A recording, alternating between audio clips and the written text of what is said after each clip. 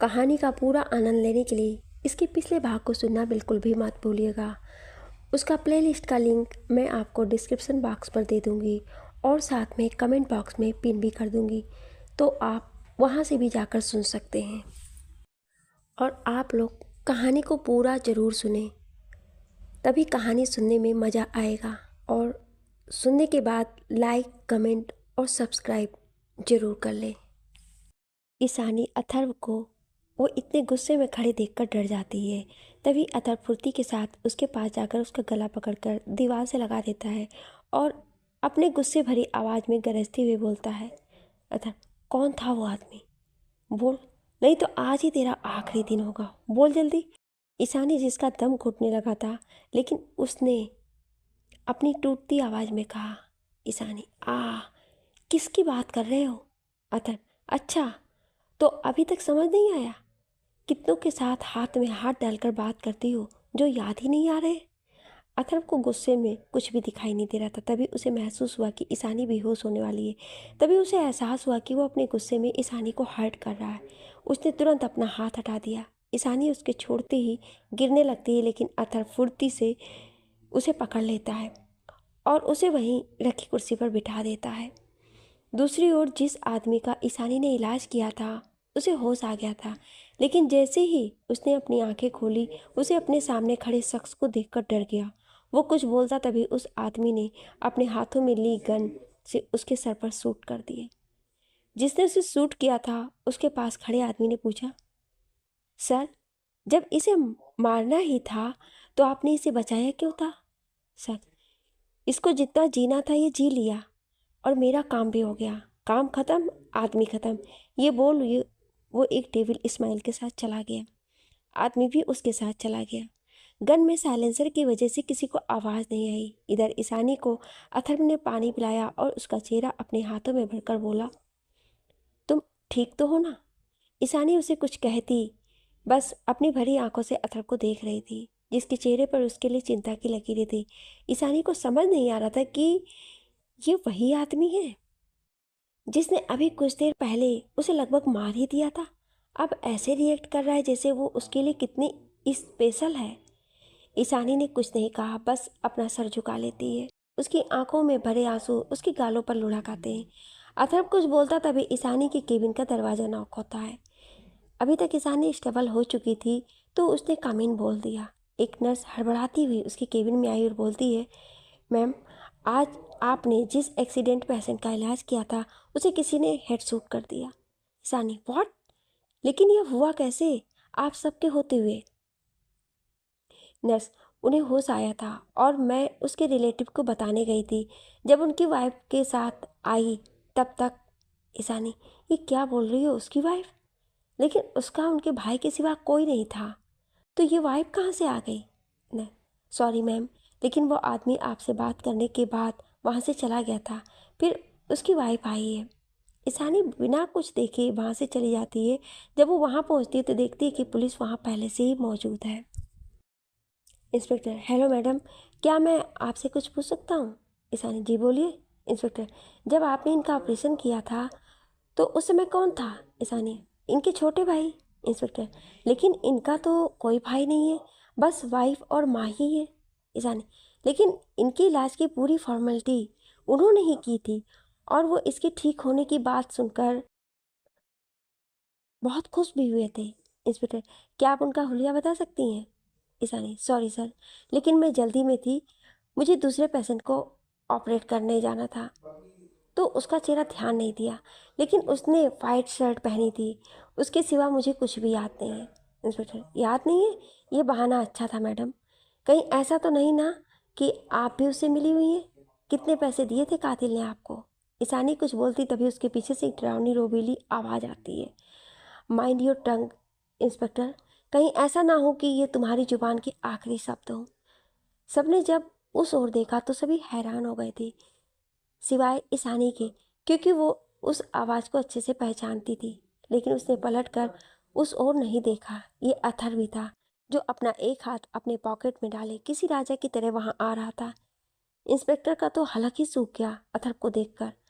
अथर्व, तुम्हारी हिम्मत भी कैसी हुई मेरी बीवी से ऐसे बात करने की? मेरी बीवी? ये सब जिसने भी सुना उसके पैरों तले जमीन ही खिसक गई। सबके जहान में 2 दिन पहले की न्यूज़ चल रही थी, जिसमें अथर्व की बीवी को छूने वाले के हाथ को उसने जला दिया था। इंस्पेक्टर डरते हुए, सर आप यहाँ? मुझे माफ़ कर दीजिए, मैं तो बस अपना काम कर रहा था, मुझे नहीं पता था कि मैडम आपकी वाइफ है। अथर्व, अब तो पता चल गया है ना? ये बोल वो इंस्पेक्टर को एक लुक देकर ईशानी का हाथ पकड़कर वहाँ से चला जाता है।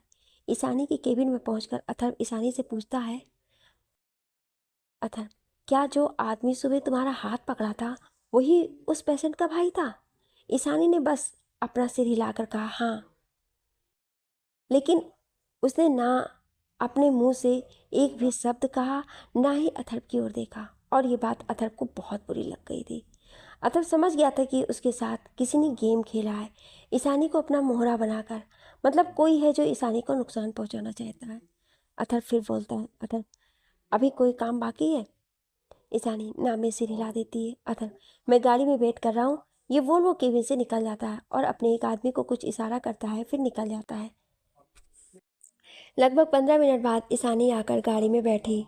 उसने अभी भी अथर्व की तरफ नहीं देखा था, लेकिन अथर्व ने ये नोटिस कर लिया था कि ईशानी की आंखें अभी भी नम हैं। उसने भी कुछ नहीं कहा और ड्राइवर को चलने को कहा। पूरे रास्ते में ईशानी ने कुछ भी नहीं कहा था और ना ही एक बार भी अथर्व की ओर देखा था। ये बात अथर्व को अच्छी नहीं लग रही थी। वो अपनी यादों ही में गुम था जब उसने ईशानी को पहली बार देखा था। अथर्व ने ईशानी को पहली बार जब देखा था तब वो हॉस्पिटल में डोनेशन देने आया था। उस समय ईशानी एक बच्चे को पैम्पर कर रही थी। अथर्व ने जब पता किया तो पता चला कि जिस बच्चे से वो बात कर रही थी उसके दिल में छेद था और वो हॉस्पिटल में नहीं रहना चाहता था। तो ईशानी से बात करने के बाद वो मान गया। अथर्व ने ईशानी के बारे में सारी जानकारी निकाल ली थी, लेकिन जब वो होटल में मिला था तो उसे देखकर खुश हुआ था, लेकिन उसके एक्शन से वो शॉक्ड हो गया था। लेकिन जब उसे ईशानी की शादी और उसके बॉयफ्रेंड के बारे में पता चला तो उसके गुस्से की कोई सीमा ही नहीं रही। फिर उसने ही ईशानी को राहुल की सच्चाई दिखाई। ईशानी की शादी के पहले उसने ही ईशानी को मैसेज करवा कर राहुल की सच्चाई दिखाई। लेकिन जब उसे पता चला कि ईशानी शादी से पीछे नहीं हट सकती है तो उसने ये सब करने का डिसाइड किया। लेकिन वो तो ईशानी के प्यार में पहली नज़र में ही घायल हो गया था। अब क्या कर सकते हैं जब उसका नेचर ही गुस्से वाला है और प्यार के मामले में तो वो बिल्कुल जीरो था। ये बात थोड़ी अलग है कि उसका प्यार उसका ऑब्जेक्शन बनने लगा था, इसलिए तो उसका हाथ किसी और के हाथों में देखकर उसका गुस्सा फूट पड़ा। तभी गाड़ी रुकने की आवाज़ आती है। ईशानी देखती है कि वो घर ना जाकर कहीं और आए हैं। ईशानी बाहर देखकर असमंजस में थी कि उसे अथर्व की आवाज़ आती है, अथर्व ये मेरा फार्म हाउस है, हम कल तक यहीं रुकने वाले हैं, चलो। ये बोल वो कार से निकल जाता है। ईशानी बिना कुछ बोले उसके पीछे चली जाती है। ईशानी जब अंदर आती है तो वो देखती है कि एक अधेड़ उम्र की औरत वहाँ खड़ी थी। अथर्व ने कहा, आंटी खाना लगा दीजिए, हम फ्रेश होकर आते हैं। इतना बोल वो ईशानी के हाथ पकड़कर अंदर चला जाता है। अंदर अपने रूम में पहुंचकर ईशानी से बोला, तुम यहाँ फ्रेश हो जाओ। ईशानी आगे नहीं जा रही थी तो अथर्व ने कहा, क्या हुआ, तुम खड़ी क्यों हो? ईशान, मेरे पास कपड़े नहीं है। अथर्व कवर से जाकर अपनी एक ब्लैक शर्ट निकाल कर देता है और बोलता है, अभी इसे पहन लो, अब कुछ देर में तुम्हारे लिए कपड़े आ जाएंगे। ईशानी हिचकते हुए उसे वो शर्ट लेकर बाथरूम में चली जाती है। अथर्व वहीं सोफे पर बैठकर कुछ सोचने लगा। तभी उसे बाथरूम खुलने की आवाज़ आती है तो उसका ध्यान उस ओर जाता है जहाँ ईशानी उसकी ब्लैक शर्ट पहनकर बाहर आ रही थी। वो शर्ट उसकी थाई तक आ रही थी जिसे वो खींचते हुए आ रही थी। इस समय वो बहुत ही खूबसूरत लग रही थी। उसकी गोरे बदन पर वो ब्लैक शर्ट बहुत ही फब रही थी। अथर्व की तो वो बस ईशानी को देखकर अपने सेंस ही खो दिया था। तभी दरवाजे की दस्तक से उसका ध्यान टूटा। उसने देखा कि एक मेड खाना लेकर आई है तो उसने कुछ ना बोलकर बाथरूम में चला गया। जब वो बाहर आया तो उसने देखा कि ईशानी किसी से फ़ोन पर बात कर रही है। इस समय उसके चेहरे पर कोई नमी नहीं थी। जब उसने सुना तो उसे पता चला कि वो निशा से बातें कर रही थी। तभी उसके पास जेम्स का कॉल आया। ये अथर्व का एक भरोसेमंद आदमी था। तो उसने कॉल अटेंड किया और बालकनी में चला गया। फ़ोन पर, जेम्स सर, उस आदमी की कोई भी तस्वीर सीसीटीवी में रिकॉर्ड नहीं है। उसने बहुत ही चालाकी से कैमरे में खुद को आने से बचाया था। अथर्व, कोई और क्लू? जेम्स, यस सर, उस आदमी ने मैडम के साथ जब था तभी वो एक आदमी को कोई इशारा किया था, जैसे किसी काम के लिए थम्स अप किया था। अथर्व समझ गया था कि वो फोटोज उसके पास उसी ने भेजी थी। उसे अब खुद पर ही गुस्सा आ रहा था कि उसने किसी की साजिश में आकर आज अपने प्यार को हर्ट कर दिया था। वो रूम में वापस आता है तो देखता है कि ईशानी सो गई है, लेकिन उसने कुछ भी नहीं खाया था। अथर्व ने उसे उठाया। ईशानी की नींद बहुत ही कच्ची थी तो वो उठ गई। अथर्व, खाना खा लो। ईशानी कुछ नहीं बोलती और उठकर बैठ जाती है। अथर्व ने उसे खाने के लिए दिया तो उसने बिना कुछ बोले खाना खा लिया, लेकिन उसने बहुत थोड़ा सा ही खाया था। ये देखकर अथर्व को गुस्सा आ गया, लेकिन वो कुछ बोलने ही वाला था कि उसे नजर आया कि ईशानी ने अपने पेट को पकड़ रखा है। अथर्व, क्या हुआ? तुमने पेट को क्यों पकड़ रखा है? ईशानी के अटकने को अथर्व समझ नहीं पाया, लेकिन तभी उसकी नज़र ईशानी जहाँ बैठी थी वहाँ गई। वहाँ पर कुछ ब्लड लगा था। अथर्व समझ गया कि क्या बात है। उसने कॉल करके एक मेड को कुछ बोल दिया और कॉल रख दिया। कुछ देर में एक मेड कुछ सैनिटरी पैड और हर्बल टी भी ईशानी उसे लेकर बाथरूम में चली गई। अभी तक ईशानी ने कपड़े भी आ गए थे तो चेंज करके वापस आ गई। अथर्व और ईशानी बेड पर सो रहे थे, लेकिन ईशानी को नींद नहीं आ रही थी, उसका पेट में दर्द था। तभी उसे अपने पेट पर कुछ एहसास होता है। यह अथर्व था जो कि ईशानी के पेट पर धीरे धीरे मसाज कर रहा था। ईशानी को उससे थोड़े ही समय में आराम मिल गया और वो गहरी नींद में सो गई। अथर्व जब देखता है कि ईशानी सो चुकी है तो वो उठकर बालकनी में चला जाता है। वहाँ जाकर वो किसी को कॉल करता है। उधर से कुछ कहा जाता है जिसे सुनकर कहता है, अथर्व ठीक है, लेकिन उसे कुछ होना नहीं चाहिए। ये बोल वो फ़ोन काट करके वापस आकर सो जाता है। सुबह जब ईशानी की नींद टूटी तो उसने खुद को अथर्व की बाहों में पाया। उसे अथर्व की रात में की गई केयर याद आती है, लेकिन तभी उसे अथर्व का हॉस्पिटल में बिहेव भी याद आता है। तो उसका चेहरा नम हो जाता है। वो खुद को अथर्व की पकड़ से छुड़ाकर बाथरूम में चली जाती है। उसके जाने के बाद अथर्व भी अपनी आंखें खोल देता है। उसे ईशानी के चेहरे पर वो मायूसी याद आती है तो वो गुस्से से अपना हाथ मारता है तो उसका हाथ पास के टेबल लैंप पे जाकर लगता है। लैंप टूट जाता है और अथर्व के हाथों में घाव हो जाता है, लेकिन उसे कोई फर्क नहीं पड़ रहा था। जब ईशानी फ्रेश होकर आती है तो उसे पूरा अथर्व दिखता है, जो हाथ में सिगरेट लिए सोफे पर बैठा था। लेकिन जब ईशानी की नज़र उसके हाथों पर पड़ती है तो उसके मुंह से निकलता है, ये कैसे हो गया? अथर्व उसकी बात का कोई जवाब नहीं देता है तो ईशानी कमरे में फर्स्ट एड बॉक्स ढूंढने लगती है। जल्दी ही उसे मिल भी जाता है। वो अथर्व के पास जाकर उसके हाथों को पकड़कर उसके हाथों पर ड्रेसिंग करने लगती है। अथर्व बस उसे देखे जा रहा था। तभी उसे ईशानी की आवाज़ आती है, ईशानी, इतना गहरा कट कैसे लग गया? अथर्व, तुम उस इंसान की चिंता कर रही हो जिसने आज तक तुम्हें तकलीफ दी है? ये सुनकर ईशानी के हाथ जो पट्टी बांध रहे थे वो रुक गए। फिर उसने पट्टी पूरी की और उठकर जाने लगी, लेकिन तभी अथर्व ने उसे खींचकर खुद से लगा लिया और उसका चेहरा अपने हाथ में भरकर बोला, अथर्व, मैंने तुम्हें कितना तकलीफ दिया और कल तो तुम्हें लगभग मार ही दिया था, लेकिन तुमने फिर भी मेरे जख्मों की फिक्र की जान सकता हूँ क्यों? लेकिन ईशानी कुछ नहीं बोलती है, बस अपनी नज़रें झुकाए रहती है। अतः ईशु प्लीज़ कुछ बोलो। शादी के दिन के बाद से आज तक तुम्हारी आवाज़ सुनने को तरस गया हूँ। कुछ बोलो ना प्लीज़ एक बार। अथर के मुंह से अपने लिए ईशु सुनकर ईशानी एक बार शॉक्ड हो जाती है, लेकिन फिर खुद के ख्याल में झटक देती है। ईशान, मुझे नहीं पता आपने क्या देखा जो आप मेरे कैरेक्टर पर ऐसा सवाल उठाए थे, लेकिन मैंने सच में किसी आदमी को अपने करीब नहीं आने दिया था। अथर्व अपना फ़ोन ईशानी के आगे करता है तो ईशानी की आंखें खुली की खुली रह जाती हैं। उसने उसकी ओर उस इंसान की तरफ थी जिसे ऐसे लिया गया था कि ईशानी और उसके बीच बहुत अच्छे से बात हो रही थी।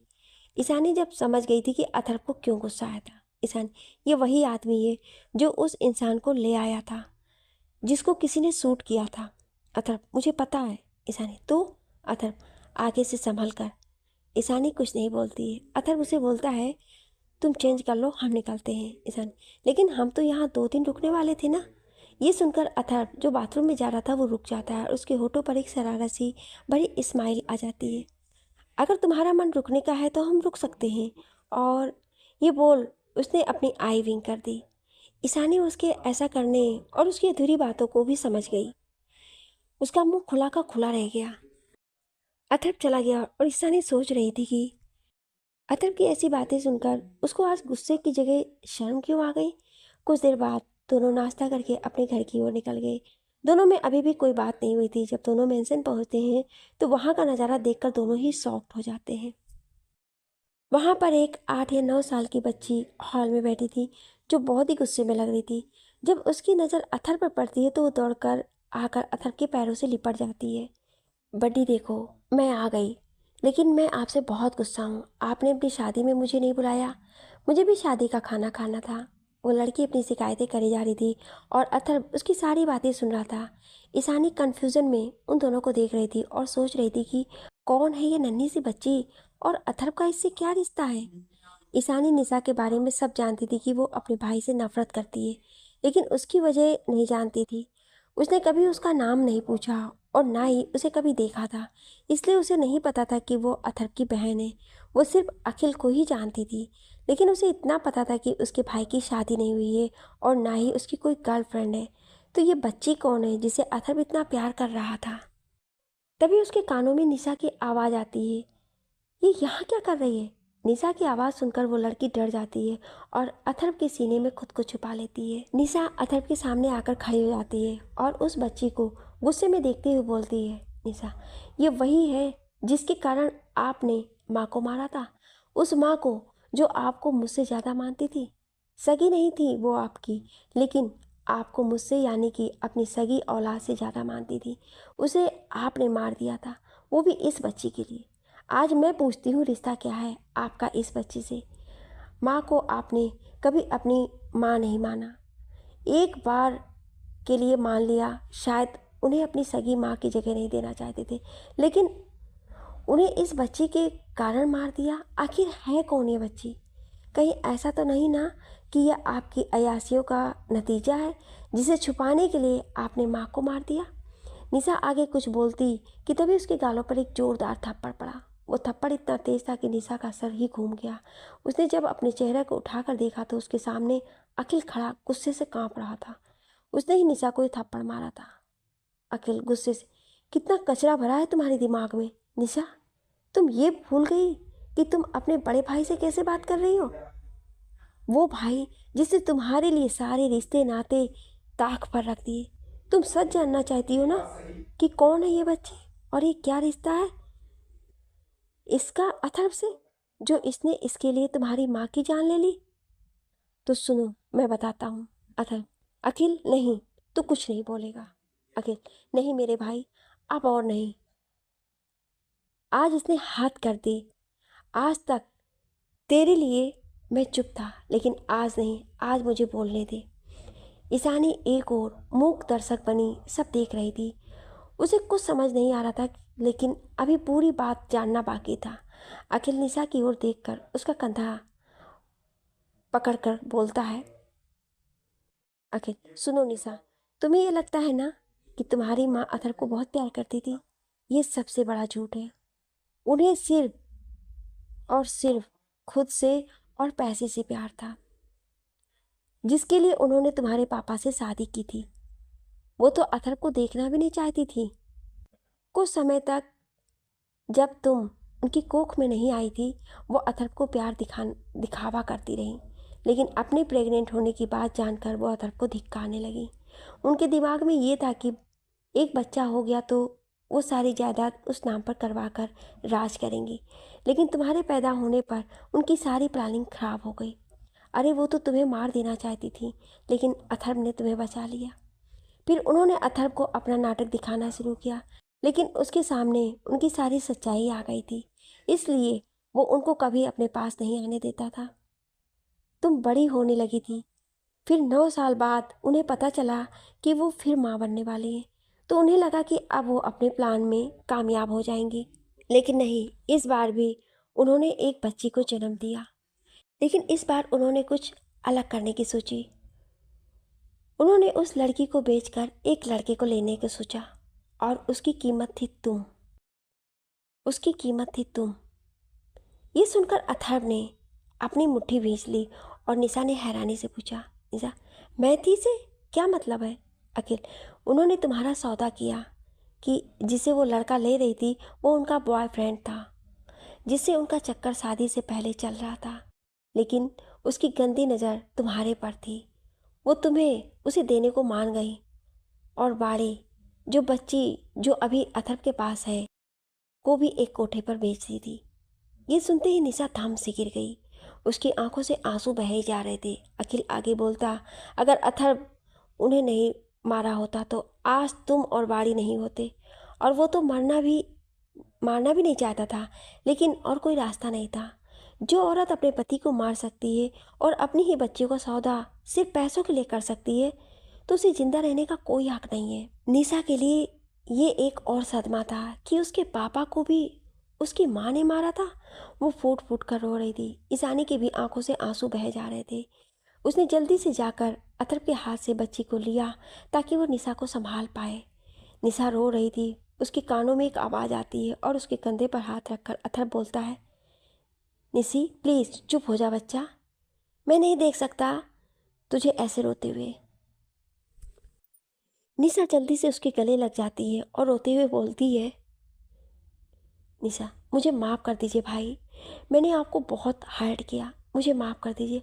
आपने मुझे क्यों नहीं बताया ये सब, क्यों सहते रहे अकेले? अथर्व, बस इसलिए नहीं बताया, मैं नहीं देख सकता हूँ तुझे ऐसे टूटते हुए। निशा, मैं बहुत बुरी हूँ भाई, प्लीज़ मुझे माफ़ मत करना, मुझे सज़ा दो, मैं नफ़रत के लायक हूँ, मुझसे नफ़रत करो प्लीज़ भाई। अथर्व, नहीं बच्चा, तू तो मेरी बच्ची है, तुझसे कैसे नफ़रत कर सकता हूँ? जीने की वजह हो तुम दोनों मेरी। अब बस रोना बंद कर, अपनी छोटी बहन से नहीं मिलेगी। निशा अथर्व से अलग होकर जब दूसरी ओर देखने को होती है, तभी ईशानी की चीखने की आवाज़ सुनाई देती है, जिसे सुनकर सभी डर जाते हैं। जब सभी ईशानी की ओर देखते हैं तो उन सबका ध्यान बाड़ी की ओर जाता है, जो कि बेहोश हो गई थी। सभी दौड़कर उसके पास पहुंचते हैं। ईशानी उसका गाल थपथपाकर उठाने की कोशिश कर रही थी। ईशानी, हे बच्चा उठो, क्या हो गया? सभी की ओर देखकर, हमें इसे हॉस्पिटल ले जाना चाहिए, ये बोल वो बाहर जाने लगती है। सभी उसके पीछे जाने लगते हैं। अथर्व जल्दी से कार की ड्राइविंग सीट पर बैठता है। ईशानी उसके बगल में पैसेंजर सीट पर बैठ जाती है। अखिल और निशा दूसरी कार से जाते हैं। कुछ देर बाद हॉस्पिटल में ईशानी बाड़ी को चेक कर रही थी। सभी बाहर खड़े थे। लगभग 1 घंटे बाद ईशानी बाहर आती है तो निशा उसके पास आकर पूछती है, ईशु कैसी है बाड़ी, क्या हुआ था उसे? ईशानी कुछ जवाब नहीं देती है। तभी उसकी नज़र अथर्व पर जाती है, जो शांत सा एक और खड़ा था, जैसे उसे पता हो कि बाड़ी को क्या हुआ है। ईशानी उसके सामने जाकर बोलती है, क्या आपको पहले से पता था कि बाड़ी को कोई प्रॉब्लम है? अथर्व, बस हाँ में अपना सिर हिला देता है। ईशानी, तो क्या उसकी पुरानी रिपोर्ट्स मुझे मिल सकती है, और उसके सारे प्रिस्क्रिप्शन की डिटेल जो आज तक उसे दी गई? अथर्व अपना फ़ोन निकाल कर किसी को कॉल करके सब मंगवाता है। अथर्व, बस 30 मिनट में आ जाएगा। निशा, लेकिन बाड़ी को हुआ क्या है? ईशानी, बारी के दिल में छेद है, और वो कब से है और आज तक उसका कैसे इलाज हुआ है, उसकी डिटेल जानकर ही मैं आगे के इलाज में कुछ कर सकती हूँ। अथर्व ये सुनकर अपनी आंखें भींच लेता है और निशा उसकी आंखों से आंसू गिरने लगते हैं। तभी एक नर्स आकर कहती है, डॉक्टर ईशानी, पेशेंट को होश आ गया है। सभी बाड़ी के वार्ड में जाते हैं। अथर्व उसके पास बैठकर, अब कैसा लग रहा है बाड़ी? बाड़ी, बड्डी, मुझे क्या हुआ है? आपको पता है ना कि मुझे ये हॉस्पिटल नहीं पसंद है, मुझे घर जाना है। तभी उसकी नज़र निशा पर पड़ती है तो डरकर अथर्व का हाथ पकड़ लेती है, जिसे देखकर निशा को बहुत दुख होता है। वो बाड़ी के पास जाकर उसके सामने अपना कान पकड़कर बोलती है, निशा, बाड़ी जी, आप अपनी दीदी को माफ़ कर दो। आप पर ऐसे नाराज़ होने के लिए आई प्रॉमिस दीदी, ऐसा फिर कभी नहीं करेंगी। बाड़ी, ओके, लेकिन एक शर्त पर। निशा, मुझे मंजूर है तुम्हारी जो भी शर्त है। बाड़ी, अरे पहले सुन तो लो। निशा स्माइल करके बोलो। बाड़ी, आप मुझे पिज्ज़ा, बर्गर, आइसक्रीम और चॉकलेट खिलाओगे। बड्डी मुझे ये सब खाने से मना करते हैं और मुझे बॉयल वेज ही खिलाते हैं।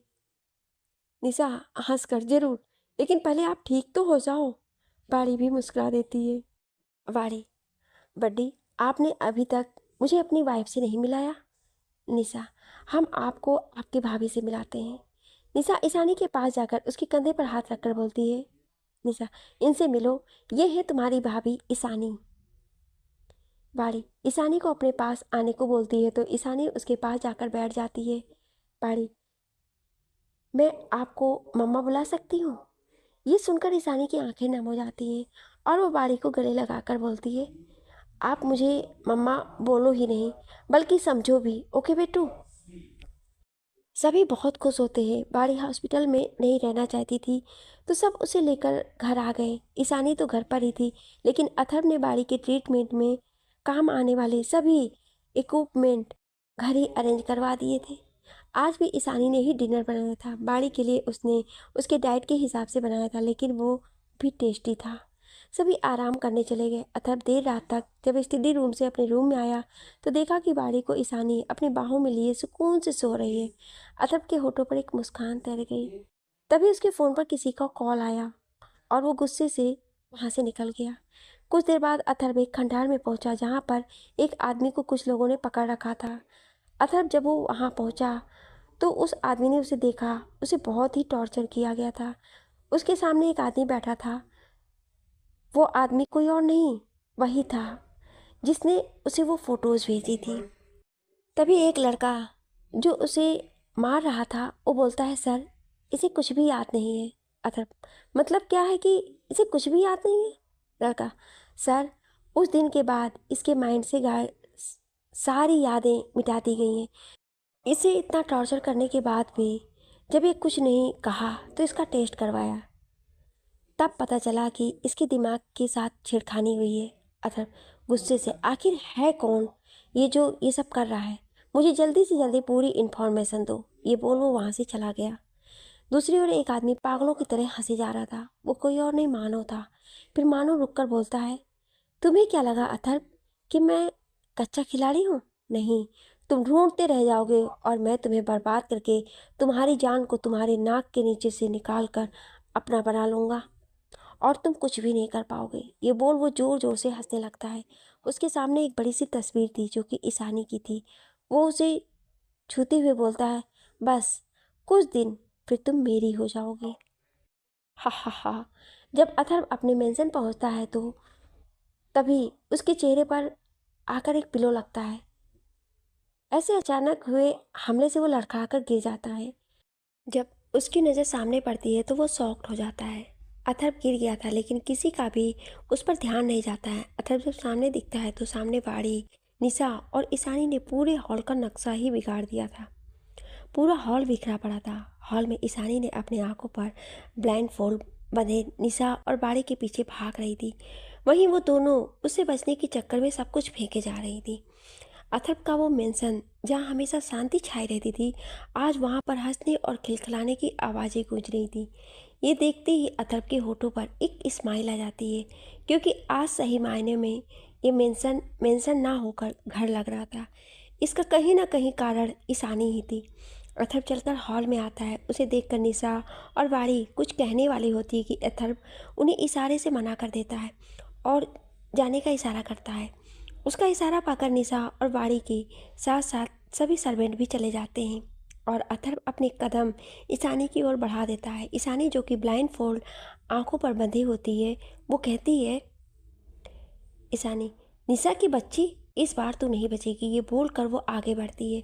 तभी कोई उसे कमर से पकड़कर अपने पास खींच लेता है। ईशानी को जब तक कुछ समझ आता तब तक वो किसी की बाहों में गिरफ्त होती। ईशानी अथर्व की परफ्यूम की खुशबू से समझ जाती कि वो कोई और नहीं, अथर्व है।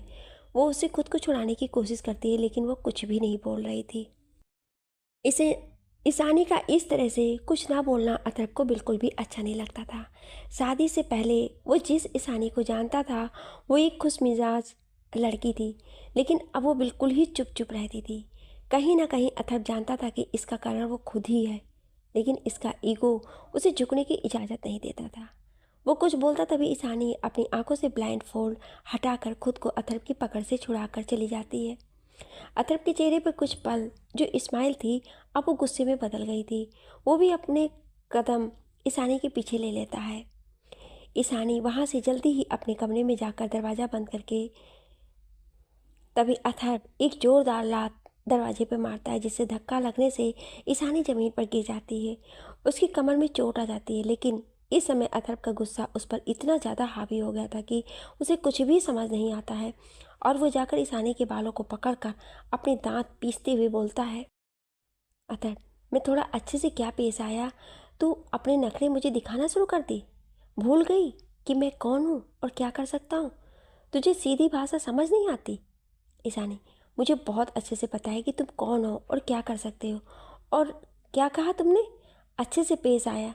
शायद जो हॉस्पिटल में तुमने किया उसे ही अच्छे से पेश आना कहते हैं। तुम शायद भूल गए हो कि, लेकिन मैं नहीं। तुम कोई इंसान नहीं हो, एक डेविल हो जिसने मेरी लाइफ बर्बाद करने की ठान रखी है।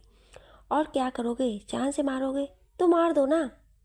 तुम्हारे साथ ऐसी ज़िंदगी जीने से मरना ज़्यादा अच्छा होगा। ईशानी की इतनी नफरत भरी बातें सुनकर अथर्व को रियलाइज़ होता है कि उसने अभी गुस्से में क्या किया है। उसकी पकड़ ईशानी के बालों से हट जाती है। वो जल्दी से उससे दूर खड़ा हो जाता है। उसके दूर हटते ईशानी खड़े होने की कोशिश करती है, लेकिन उसकी चीख निकल जाती है। उसकी बैक में असहनीय दर्द हो रहा था। उसकी चीख सुनकर अथर्व समझ जाता है कि ईशानी को चोट लग गई है। वो जल्दी से उसके पास आकर उसके चेहरे को पकड़कर बोलता है, अथर्व, ईशु, तुम ठीक तो हो? मुझे बताओ कहाँ चोट लगी है। ईशानी उसका हाथ अपने चेहरे से झटक देती है और नफरत से बोलती है, ईशानी, दर्द होने वाले को हमदर्द बनना शोभा नहीं देता है। मुझे मेरे हाल पर छोड़ दीजिए। ये बोल वो उठने की कोशिश करती है, लेकिन फिर नाकामयाब होती है। इस बार अथर्व ईशानी की एक नहीं सुनता है और उसे अपने बाहों में उठाकर बेड पर आहिस्ते से लिटाता है, जैसे वो कोई कांच की गुड़िया हो। फिर वो ड्रॉर से ऑइंटमेंट निकालकर ईशानी को लगाने जाता है। तभी ईशानी बोलती है, मैं कर लूँगी, आपकी हेल्प नहीं चाहिए। लेकिन अथर्व उसकी एक नहीं सुनता है और उसकी बैग पर उसकी शर्ट हटाकर वहाँ दबा लगाने लगता है। अथर्व, ज़्यादा दर्द हो रहा है? ईशानी, बिल्कुल भी नहीं हो रहा है, क्योंकि दर्द देने वाला जब मरहम लगाए तो वो दर्द दर्द नहीं होता है, बल्कि मौत होती है। ईशानी की बातें अथर्व के दिल पर तेजाब की तरह असर कर रही थी। उसका दिल टुकड़ों में बट रहा था। अथर्व, वो मुझे गुस्से में ध्यान ही नहीं रहा कि मैं क्या कर गया और तुम्हें चोट आ गई। ईशानी कुछ नहीं बोलती और ब्लैंकेट ओढ़ कर सो जाती है। अथर्व को उसके अपने लिए ये नफरत अब बर्दाश्त के बाहर हो रही थी, तो वो वहाँ से निकल जाता है और अपने स्टडी रूम के बार में जाकर ड्रिंक करने लगता है। निशा के रूम में निशा और अखिल एक ही ब्लैंकेट में एक दूसरे में सिमटे हुए थे। निशा का सर अखिल के चेस्ट पर था और अखिल उसके बालों को सहला रहा था। दोनों की हालत देखकर समझ आ रहा था कि दोनों के बीच अभी कुछ हुआ है। निशा, अखिल, क्या तुम्हें पता है भाई ने ईशु से शादी क्यों की? जहाँ तक मुझे पता है उन्होंने अपने थप्पड़ का बदला लेने के लिए, लेकिन भाई सिर्फ इतने के लिए ऐसा करेंगे? पता नहीं क्यों दिल नहीं मान रहा है।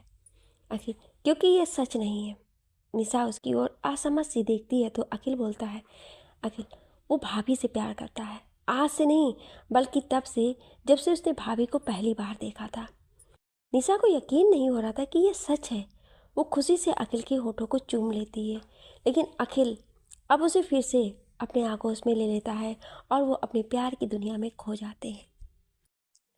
अथर्व स्टडी रूम में बैठा ड्रिंक कर रहा था। उसके जहन में ईशानी की बातें गूंज रही थी, उसके दिल के दर्द को और बढ़ा रही थी। वो ईशानी से प्यार करता था, लेकिन अपने गुस्से और ईगो के चलते उसने उसे ही सबसे ज़्यादा हर्ट कर दिया। अथर्व ड्रिंक कर रहा था कि उसका फ़ोन रिंग करता है। अथर्व जब फ़ोन अटेंड करता है तो सामने वाले की आवाज़ सुनकर उसके गुस्से से नसें तन जाती हैं। मैं अभी आ रहा हूँ, इतना बोल वो वहाँ से चला जाता है। अगली सुबह सभी बैठ के ब्रेकफास्ट कर रहे थे। आज भी ब्रेकफास्ट ईशानी ने ही बनाया था। सभी ईशानी के हाथों की बने ब्रेकफास्ट की तारीफ कर रहे थे। बाड़ी, मम्मा, आपको पता है ना, आप ना वर्ल्ड की बेस्ट डिशेस बनाती हो, आई लव यू। उसकी बातें सुन ईशानी के फेस पर एक छोटी सी स्माइल आ जाती है। ईशानी के कमर में अभी भी दर्द था। निशा, ईशु, तू ठीक तो है ना? क्या हुआ तुझे? ईशानी, मैं ठीक हूँ, वो बस बाथरूम में फिसल कर गिर गई थी तो थोड़ा सा बैक पेन था। निशा, ओके, और भाई नहीं दिखाई दे रहे? ईशानी कुछ बोलती तभी उसके फ़ोन पर एक कॉल आता है। Ishani, on call, hello. उधर से कुछ कहा जाता है जिसे सुनकर ईशानी घबरा कर बोलती है, ओके, मैं अभी आती हूँ, तुम तुम डॉक्टर मैंग से कहोगी, तब तक मैं पहुंचती हूँ। ईशानी की आंखों से आंसू गिर रहे थे। वो जल्दी जल्दी में मेंशन से निकल जाती है। निशा उसके पीछे जाना चाहती थी, लेकिन अखिल उसे बाड़ी के साथ रहने को बोलकर खुद ईशानी के पीछे चला जाता है। उधर ईशानी जब जल्दी में हॉस्पिटल आती है तो उसके सामने अथर्व था, जो डॉक्टर से बात कर रहा था। तभी ईशानी उसके पास जाकर बोलती है, ईशानी, आखिर आपने वो कर ही दिया ना जो करना चाहते थे। क्या बिगाड़ा है मेरे पापा ने आपका? जो दुश्मनी निकालनी थी मेरे साथ निकालते, पापा को बीच में क्यों लाए? अगर मेरे पापा को आज कुछ भी हुआ तो मैं आपको जिंदा नहीं छोड़ूंगी। ये बोल वो उसका कॉलर छोड़कर अंदर चली जाती है, बिना इस बात पर ध्यान दिए कि अथर्व की हालत भी सही नहीं थी। ईशानी जब ऑपरेशन थिएटर में जाती है तो देखती है उसके पापा बेड पर लेटे हुए हैं और मशीनों से घिरे पड़े हैं। उनके बाएं कंधे में गोली लगी हुई है और उनके शरीर पर भी काफ़ी चोटों के निशान थे। अपने पापा को इस हाल में देखकर एक बार के लिए ईशानी की आंखें छलक आईं, लेकिन अभी उसे एक बेटी की तरह नहीं, बल्कि एक डॉक्टर की तरह उन्हें ऑपरेट करना था। ईशानी खुद को मजबूत करके अपने पापा के बेड के पास पहुंचती है और डॉक्टर से अभी तक की सारी अपडेट लेती है। डॉक्टर मैंग, उनके कंधे पर गोली लगी है। गोली तो हमने निकाल दिया है, लेकिन अभी कनेक्शन कुछ ठीक नहीं है, क्योंकि गोली का पॉइजन काफ़ी ज़्यादा फैल चुका है। हमें इनका एक और ऑपरेशन करना पड़ेगा। इसके लिए जो आप ही कर सकती हैं। ईशानी सर हाँ में हिलाती है और अपने पापा का ऑपरेशन स्टार्ट कर देती है। करीब 2.5 घंटे बाद ऑपरेशन कंप्लीट होता है और उसके पापा की कंडीशन अब पहले से काफ़ी बेहतर थी, लेकिन अभी भी वो बेहोश थे। कुछ देर में ईशानी के पापा को नॉर्मल वार्ड में शिफ्ट कर दिया जाता है। तभी डॉक्टर मैंग जाकर कहते हैं, उनके साथ के जो पेशेंट हैं, एक बार उन्हें भी आप देख लीजिए, क्योंकि उन्हें भी गोली लगी है। ईशानी, उनके साथ उनके कौन? किसकी बात कर रहे हैं? मैं मिस्टर अथर्व। अथर्व का नाम सुन के एक बार के लिए ईशानी घबरा जाती है, लेकिन अभी वो एक डॉक्टर थी, इसलिए उसने फर्ज रखकर और जाकर अथर्व को ऑपरेट करना शुरू किया। ईशानी ने अथर्व का ऑपरेशन करके बाहर आती है। बाहर उसे उसकी माँ मिलती है, जो वहीं बैठी थी। ईशानी को देखकर वो उसके पास आती हैं और बोलती हैं, मिसेस कपूर, ईशू, मेरी बच्ची, तू ठीक तो है? ईशानी, माँ मैं ठीक हूँ, और पापा भी, आप चिंता मत कीजिए, उन्हें जल्दी ही होश आ जाएगा। मिसेस कपूर, और दामाद जी वो कैसे हैं? ईशानी, दामाद जी? माँ, आप उस इंसान के बारे में जानना चाहती है जिसकी वजह से पापा आज इस हालत में है? मिसेस कपूर, नहीं बेटा, दामाद जी ने कुछ नहीं किया है। आज उन्हीं के कारण तो मैं और तेरे पापा जिंदा हैं। अगर वो सही टाइम पर नहीं आए होते तो आज ना जाने क्या हो जाता। ईशानी, क्या मतलब है आपका माँ? प्लीज़ पूरी बात बताइए। मिसेस कपूर, बेटा, वो राहुल, आज अच्छा हुआ तेरी शादी उससे नहीं हुई। वो बहुत ही बुरा है। वो तुझसे कोई भी प्यार नहीं करता था। वो बस जायदाद के लिए ही तुमसे शादी कर रहा था। वो तो अच्छा हुआ कि दामाद जी ने वक्त पर आकर तुझसे शादी कर ली, नहीं तो तुझे भी जिंदा नहीं छोड़ता। ये बोल मिसेस कपूर रोने लगती है, लेकिन ईशानी ने मन में बस ये बात चल रही थी कि उसने आज अथर को कितना गलत समझा और उसके साथ कितनी बदतमीजी से बात की। उसने तो उसके पापा को बचाया है, और उसकी हालत ये बोल वो भागकर अथर के पास पहुंचती है। इस समय उसकी आंखों में आंसू थे। वो अथर के पास जाकर उसके हाथों को पकड़ती है। तभी अथर बेहोशी में ही बोलता है, ईशु। वो बेहोशी में बस उसी को पुकार रहा था। ईशानी ये देखकर अपने मुंह पर हाथ रखकर फपक कर रो पड़ती है। ईशानी अथर्व का हाथ पकड़े बैठी थी। उसकी आंखों से आंसू बह जा रहे थे। उसे सभी बातें याद आ रही थी, अथर्व से उस होटल से मिलने से लेकर उनकी शादी, अथर्व का उसे किस करना, उसकी पीरियड में ध्यान देना, उसका गुस्सा, उसका ईशानी के साथ बदतमीजी करने वाले को सज़ा देना। वो खुद से बोलती है, अगर उस दिन अथर्व ने मुझसे शादी नहीं की होती तो आज ना मैं जिंदा होती और ना ही पापा। क्या अथर्व को पहले से ही पता था कि राहुल कैसा है और उसने मुझे उससे बचाया? सभी बातें उसके दिमाग में घूम रही थी। उसे कुछ भी समझ नहीं आ रहा था कि क्या है क्या नहीं, लेकिन एक बात थी जो बदल रही थी, वो था ईशानी के मन की अथर्व के लिए एहसास। ईशानी अपने ख्यालों में थी कि उसे अथर्व की उस हाथ जिसे उसने पकड़ रखा था उसमें हलचल महसूस होती है। वो देखती है कि अथर्व को होश आ रहा है, तो वो जल्दी से नर्स को बुलाकर अथर्व को चेक करने के लिए अपना सामान मांगती है। जब वो चेक करती है तो उसे अथर्व अब सही मिलता है। उसके दिल को राहत मिलती है। तभी निशा, अखिल और वाणी की साथ अंदर आती है। सभी की आंखें नम थीं। अथर्व को ऐसे देखकर वाणी ईशानी के पास आकर पूछती है, वाणी, मम्मा, बड्डी को क्या हो गया? ईशानी, बेटा, आपके बड्डी को थोड़ी सी चोट आई है, लेकिन आपके बड्डी अब ठीक है, बस थोड़ा सा रेस्ट कर रहे हैं। निशा, ईशु भाई, ईशानी, तेरे भाई ठीक है, चिंता मत कर। तभी सभी को एक आवाज़ आती है। जब डॉक्टर ऐसी हो तो ठीक होना ही पड़ता है। सब देखते हैं तो अथर्व को होश आ गया था। वो सभी की ओर देखकर बोलता है, निशा, भाई आप ठीक हो ना? अथर्व, हाँ मैं ठीक हूँ। ईशानी की ओर देखकर, मिस्टर कपूर कैसे हैं? ईशानी नजरें नीचे किए हुए, अब ठीक है, लेकिन आपको ज़्यादा चोट आई है। अथर्व, क्या करूँ, मेरी बीवी के पुराने आशिक ने सारा गुस्सा जो निकाल दिया। अखिल, जहाँ तक मैं जानता हूँ तो अकेले 10 से ज़्यादा पर भारी है, तो ये सब कैसे हुआ? राहुल इतना पावरफुल तो नहीं है। अथर्व, हाँ लेकिन कोई और है जो छुपकर वार कर रहा है। अखिल, कौन है वो? अथर्व, जल्दी ही पता चल जाएगा। ईशानी, अखिल प्लीज, अभी इनकी हालत ठीक नहीं है, आप बाद में बात कीजिएगा। और निशा, वाड़ी को घर ले जा, उसे इन्फेक्शन हो सकता है। निशा, ठीक है, बोलती है। सभी चले जाते हैं। ईशानी भी अथर्व को रेस्ट कर बोलकर जाने को होती है। तभी अथर्व झटके से उसे अपने पास खींच लेता है, जिससे ईशानी अथर्व की चेस्ट पर गिर जाती है। अथर्व ईशानी की कमर को अपने एक हाथ से होल्ड कर लेता है और एक हाथ से उसके बालों को कान के पीछे करके बोलता है, इतनी जल्दी क्या है डॉक्टर? ईशानी, ये क्या कर रहे हैं आप? आपको चोट लगी है और छोड़िए मुझे। अथर्व, हाँ चोट मुझे लगी है, लेकिन आंखें तुम्हारी क्यों नम है? कहीं मेरी दर्द से तुम्हें तकलीफ तो नहीं हो रही है? ईशानी, ऐसा कुछ नहीं है, बस आपको सॉरी बोलना था। मैंने बिना जाने आपको इतना सब कुछ बोल दिया। I am sorry. अथर्व, मुझे ये सॉरी नहीं चाहिए। ईशानी, तो फिर? अथर्व, अगर तुम मुझे किस कर दो तो मैं मान जाऊँ। ईशान, मैं ऐसा कुछ नहीं करने वाली। अतः तो मुझे भी नहीं चाहिए तुम्हारा सॉरी।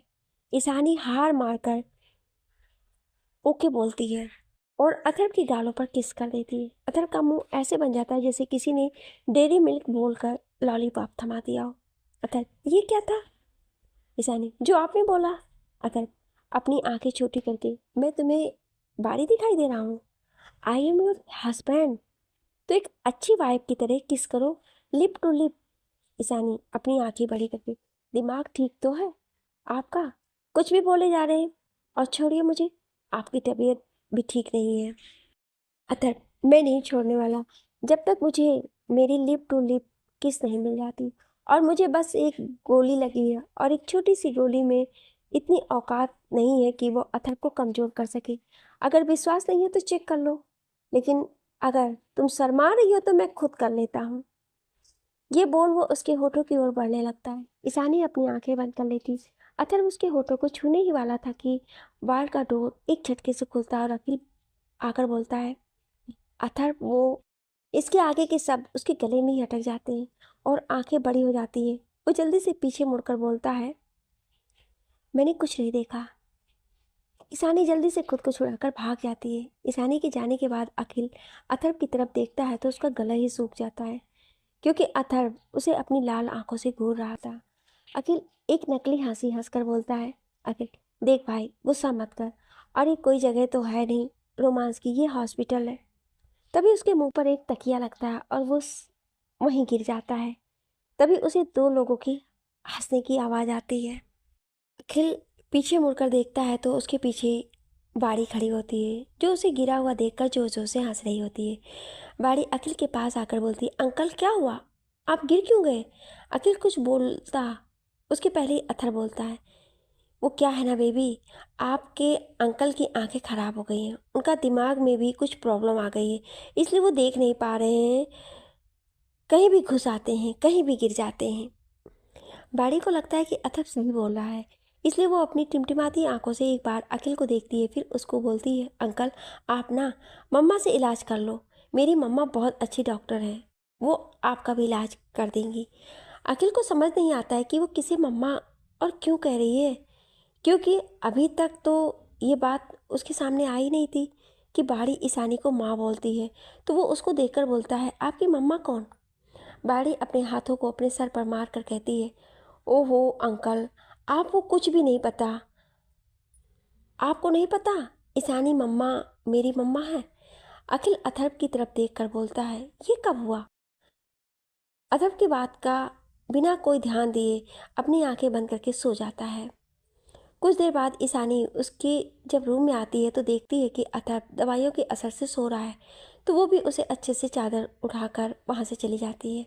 शाम को जब उसकी आंखें खुलती है तो वो देखता है कि निशा और अखिल बाड़ी के साथ उसके वार्ड में मौजूद हैं। अथर्व अखिल से बोलता है, बात करके मेरा डिस्चार्ज करो, मुझे हॉस्पिटल में नहीं रहना है। अथर्व की बात पर अखिल बोलता है, तू जानता है तुझे गोली लगी है, अभी तेरे एक हाथ से काम नहीं करेगा और तुझे रेस्ट की ज़रूरत है, और फिर भी तू घर जाना चाहता है। तभी ईशानी भी वहाँ आ जाती है। उसे देखकर अथर्व बोलता है, मैं अब ठीक हूँ, और रही बात रेस्ट करने की तो मैं घर पर भी रेस्ट कर सकता हूँ, मुझे हॉस्पिटल में नहीं रहना है, और डॉक्टर जब खुद मेरी वाइफ है तो मुझे किसी और की क्या ज़रूरत है, और बहुत अच्छे से जानती है कि मेरा इलाज कैसे और कब करना है। ये बोलकर वो ईशानी की तरफ देखकर अपनी आई विंक करता है, जिससे ईशानी की आंखें बड़ी हो जाती हैं। अखिल बिना कुछ कहे वहाँ से चला जाता है। कुछ ही देर में उसका डिस्चार्ज पेपर लेकर चला जाता है। कुछ ही देर में वो सब अथर्व के विला पहुँच जाते हैं। ईशानी और अखिल अथर्व की मदद करते हैं उसके रूम में जाने के लिए। तो मुझे गोली कंधे पर लगी है, मेरे पैरों में नहीं, मैं खुद जा सकता हूँ। उसके बोलने पर ईशानी और अखिल दोनों ही उसे छोड़ देते हैं, लेकिन वो ईशानी की कमर पकड़कर फिर से सटा लेता है और बोलता है, तुम कहाँ जा रही हो? मुझे रूम में पहुँचाने में हेल्प नहीं करोगी? तभी ईशानी बोलती है, अभी तो आपने कहा कि आप अकेले जा सकते हैं। हल्की स्माइल के साथ बोलता है, वो सब अखिल के लिए किया था, और रही बात तुम्हारी, तो तुम तो मेरी वाइफ हो और तुम्हें भी वहीं जाना है, तो चलो। ये बोल वो उसे अपने साथ लेकर चला जाता है। दूसरी तरफ मानो गुस्से से बैठा होता है। उसके सामने राहुल भी होता है, जिसकी कंडीशन ठीक नहीं थी। उसे देखकर ही लग रहा था कि अथर्व ने उसकी जमकर कुटाई की है, लेकिन मानो कि आदमी उसे बचा कर ले आए थे। राहुल मानो क्यों देखकर कहता है, थैंक यू मिस्टर मानो, मुझे बचाने के लिए। मैं आपका एहसान ज़िंदगी भर नहीं भूलूंगा। तभी उसके कानों में मानो की ओर कोल्ड वॉइस सुनाई देती है, जो कहता है, मैं भूलने भी नहीं दूंगा। और तुम्हें क्या लगता है कि मैं इतना फ्री हूँ जो तुम जैसे लोगों की जान बचाता फिरूं, जब तक मेरा कोई अपना मतलब नहीं है? राहुल समझ जाता है कि मानो उसे ज़रूर कुछ चाहता है, इसलिए वो बोलता है, आप बताइए आप क्या चाहते हैं?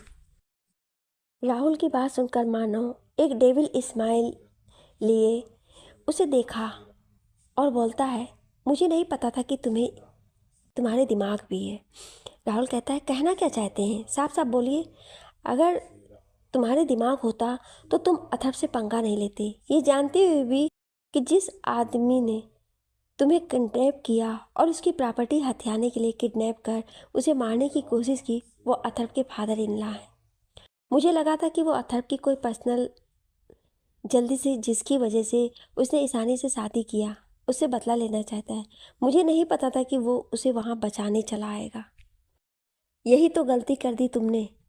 तुमने बिना पूरी बात जाने ही उसके काम में हाथ डाल दिया। राहुल जानता था कि उसने गलती की, इसलिए वो कुछ भी नहीं कहता है। मानव की ओर देखकर थोड़ी देर बाद बोलता है, आप मुझसे क्या चाहते हैं? आप जो भी कहेंगे मैं करने के लिए तैयार हूँ। बस मुझे उस अथर्व को बर्बादी चाहिए, वो भी हो जाएगी। फिर वो दोनों अपने कुछ प्लान को डिस्कस करने लगते हैं। दूसरी ओर अथर्व को ईशानी कमरे में लेकर आती है, उसे बेड पर बिठाती है, और जब जाने लगती है तो अथर्व उसका हाथ पकड़ लेता है और बोलता है, कहाँ जा रही हो? ईशानी कहती है वो शावर लेने जा रही है, तो अथर्व भी कहता है कि मुझे भी शावर लेना है। ईशानी कहती है, अभी आप शावर नहीं ले सकते हैं, अगर आपकी चोट पर इम्पैक्ट पड़ेगा और उसमें इन्फेक्शन होने का खतरा हो सकता है। तो बोलता है वो बिना शावर लिए नहीं रह सकता है। तो ईशानी बोलती है, एक काम कर सकते हैं, आप स्पंज बाथ ले लीजिए, अथर्व को भी ये आइडिया अच्छा लगता है। उसे लगता है कि ईशानी ये बात देगी, लेकिन कुछ देर में उसके सारे अरमानों पर ईशानी ने पानी फेर दिया था। ईशानी ने एक मेल सर्वेंट को अथर्व को बात देने के लिए भेज दिया था। अथर्व अपने सामने खड़े उस मेल सर्वेंट को अपनी खा जाने वाली नज़रों से घूर रहा था। उसकी नज़रों में गुस्सा देखकर वो मेल सर्वेंट भी कांप रहा था। कुछ देर में वो सर्वेंट भागते हुए ईशानी के पास आता है, हाथ जोड़कर कहता है, मैम मुझे ये नहीं होगा, ये काम मुझसे नहीं होगा, ये किसी भी सर्वेंट से नहीं होगा, प्लीज़ हमें छोड़ दीजिए। ईशानी को कुछ समझ नहीं आता है तो वो अपने कमरे की ओर जाती है। अथर्व से जाकर बोलता है, ये क्या किया आपने? उसे डराकर क्यों भगा दिया? वापस कौन देगा आपको बात? उसे गुस्से में देखता है, फिर उसे खींचकर अपनी गोद में बिठाकर बोलता है, तुम्हारे रहते मुझे कोई और बात क्यों देगा? तुम हो ना मेरी वाइफ, मुझे बात देने के लिए। अथर्व की बातें सुनकर ईशानी की आंखें बाहर आ जाती हैं और वो कहती है, मैं ऐसा नहीं करने वाली, आपको बिल्कुल भी शर्म नहीं आती? अथर्व कहता है, अपनी वाइफ से कैसी शर्म? क्या ईशानी देगी अथर्व को बात? और क्या प्लान बनाया है मानव और राहुल ने? क्या वो दोनों अथर्व ईशानी को अलग करने में कामयाब हो जाएंगे? जानने के लिए सुनिए अगले भाग में। Thank you.